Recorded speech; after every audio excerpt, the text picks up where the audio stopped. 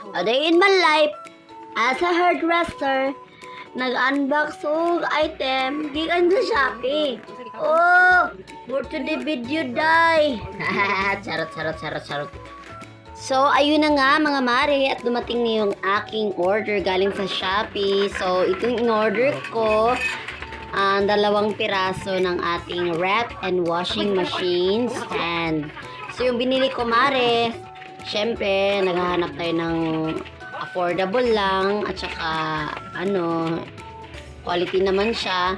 So ayan, binili ko to sa halagang tag 300 plus lang yata ko to na purchase sa Shopee. So ayan na nga, pagdating ng item natin, ayan, in-assemble na natin yung item. So ayan, at first nahirapan ako sa pag-assemble kasi mali pala yung pag-assemble ko. So ayan na. So na ko na kung paano i-assemble. So ayan na, in-assemble ko na siya. So 2 piraso yung kinuha ko kasi yung aking washing at saka yung dryer ng aking washing is separated sila. Separated ko silang binili. So ayun, tigda 2 yung binili ko para doon sa washing yung isa at saka yung isa doon sa aming dryer. So ayan, binilisan ko na ng pag-assemble. Actually, may mas mahal pa dito na wrap and washing machine stand.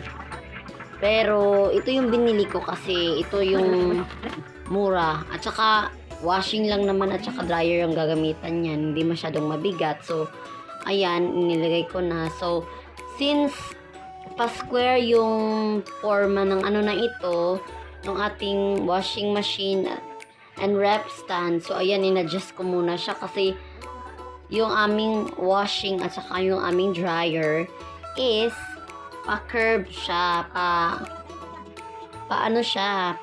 pa-curve yung aming washing at saka pabilog siya yung aming washing at saka yung dryer. So ayan, nahirapan talaga kami paglagay niyan at first kasi nahirapan ako mag-adjust kasi pa-square yung stand, tapos yung aming washing at saka dryer pabilog siya. So ayan, in-adjust ko muna siya ng maayos. Ayan, after hindi pa rin ako na-satisfy, binalik ko ulit. Ayan, in-adjust ko na siya ulit.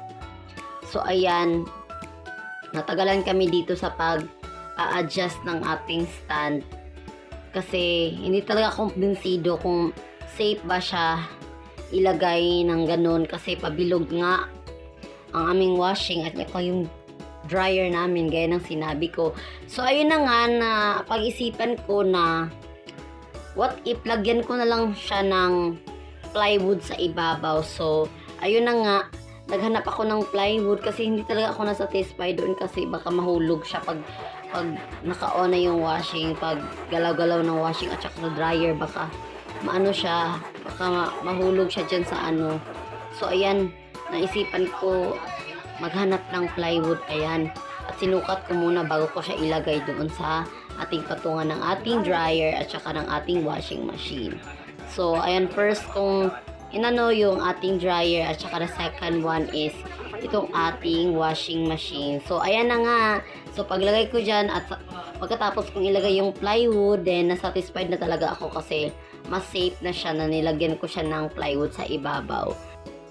So ayan, at natapos din natin yung ating nilagay na plywood doon sa ating washing machine stand. So napaka-fulfilling lang niya kasi mas safer siya at kapag aalog-alog yung ating washing at saka yung ating dryer, hindi siya basta-basta mahuhulog. So I think that's all for today's video, guys. Thank you for watching. Bye-bye!